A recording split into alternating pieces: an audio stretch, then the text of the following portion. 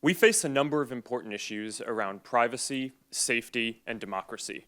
Meta founder and CEO Mark Zuckerberg says he was pressured by the Biden administration to censor content on Facebook and Instagram during the coronavirus pandemic, much of it expressing humor, satire, and frustration over COVID-19. In a letter addressed to the chairman of the House Judiciary Committee of the US House of Representatives, Zuckerberg says the government pressure was wrong and he regrets buckling under it.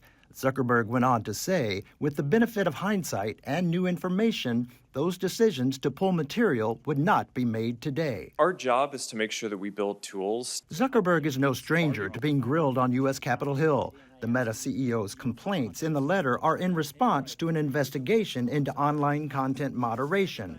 But while Meta is crying foul about White House pressure over pandemic censorship, lawsuits allege ongoing Meta censorship of pro-Palestinian content and posts on the war and suffering in Gaza. I think it's well documented that Facebook has been silencing pro-Palestinian content.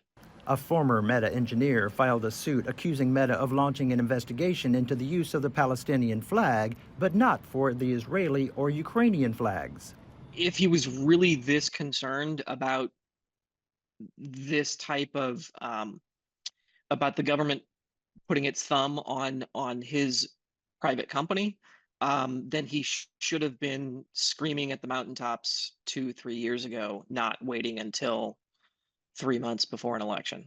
Regarding the pressure on pandemic posts, the White House issued a statement defending the administration's approach, saying it was protecting public health and safety, and says tech companies should take into account the effects their actions have on the American people while making independent choices about the information they present.